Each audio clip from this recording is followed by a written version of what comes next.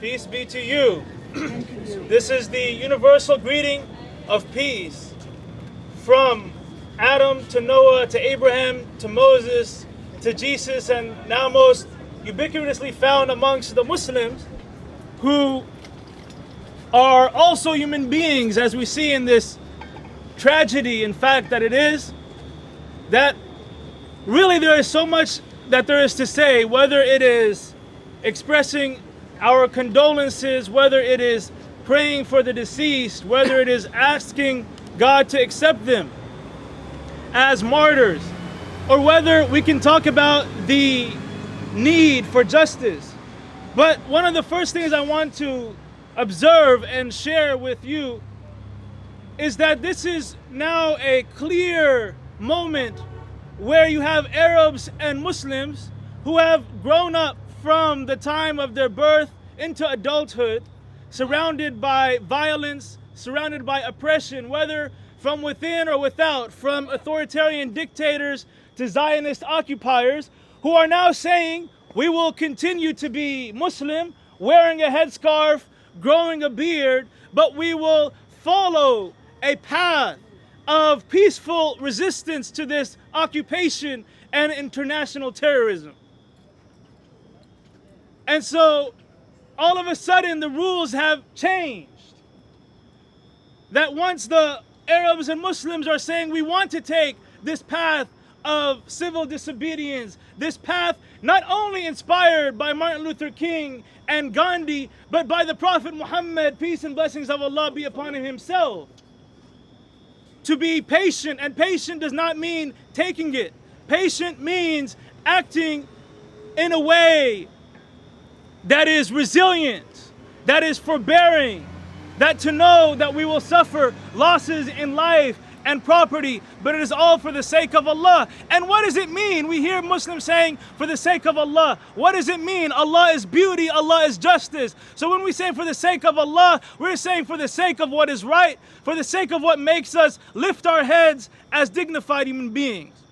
So with that sort of statement at the beginning, I'd now like to go to two areas, which is those who had passed away, as well as what is our responsibility as people who are seeing this injustice that is part of a pattern now going decades and almost a century.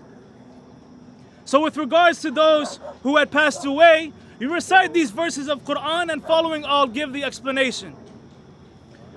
It comes from the second chapter of the Holy Quran called Al-Baqarah, or the heifer or the cow.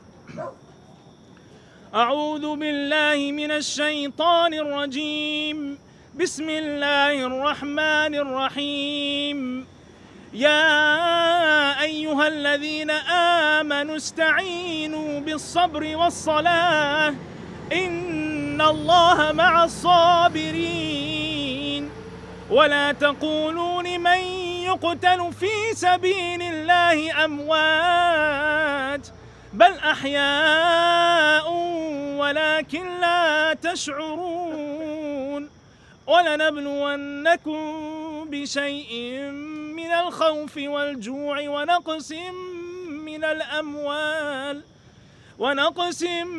الأموال والأنفس والثمرات وبشر الصابرين الذين إذا أصابتهم مصيبة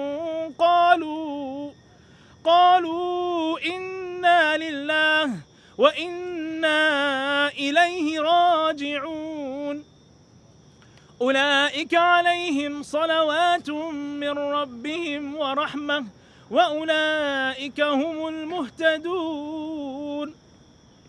So the translation of the meaning of these verses, it starts, O you who have believed, that you should seek forbearance and strength with patience, with perseverance, as well as prayer. For Allah, for God, is with those who are persevering and patient.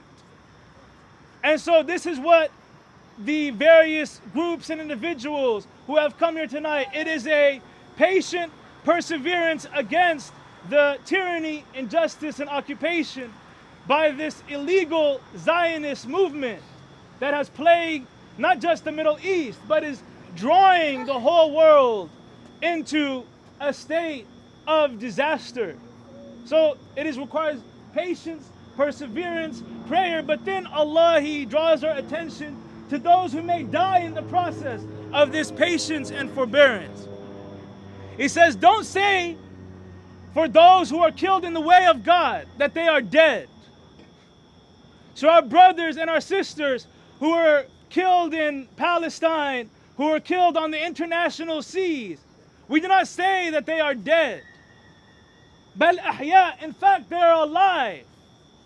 But we don't perceive that life that they are in.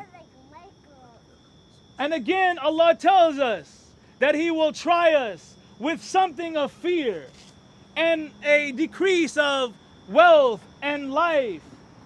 But the glad tidings, it's such a strange word that the glad tidings, you hear all these terrible things, losing life and property. Then it says, وَبَشِّرْ, glad tidings for who? Why are you talking about glad tidings in this misery? But the glad tidings is for the one who is patient. Those who know that they are returning to God and that from Him they came. And that is the one that Allah will bless. And so this is what our prayers to Allah is, that those who were killed, that they are now in the highest of paradise. And for us who are the living, that it is our responsibility, whether as Muslim, Christian, Jew, atheist, whatever it is. We know specifically for the Muslims, the Prophet Muhammad, peace upon him, he expects of the Muslims to rise up, as he says, if one of you sees an injustice, then he should change it with his hand.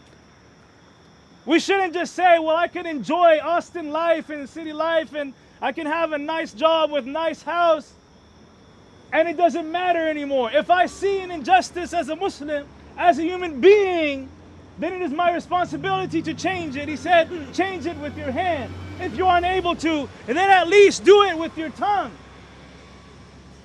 And the highest form of jihad is to speak a word of truth, even in the face of a tyrant.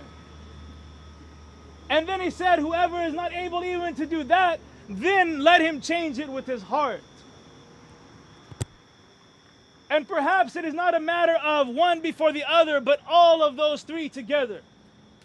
That there will be greater collaboration, and the work of the hand is to activate more and more people to give them a consciousness about this issue, amongst other issues. But it is also to speak, to write, as the pen is the twin brother of the tongue. And then finally as well within our hearts. And this is something that even Martin Luther King alluded to, that a person has to search within their hearts when they are being oppressed. And they have to go within and go through their own process of purification and strengthening, so that they will finally get that victory from their Creator against the oppression of their oppressors. And so again, with those two concepts, we want to encourage this sort of collaboration between those who may have different ideas, different perspectives, but at least we see this as a clear act of not just transgression and aggression, but it is an act of terrorism. These are defenseless civilians carrying humanitarian aid, no doubt about it, in international waters. And so I hope that this will continue, and I'm very happy to see this happening at the same time that we grieve the loss of our brothers, but at the same time that grief is mixed with a renewed hope that more and more Muslims will see the path forward is not one of picking up arms, but is one of making clear, determined effort to reach their brothers and sisters, even if they are in the end killed, that this will make the statement even louder. We ask Allah to bless them and their families and to have mercy.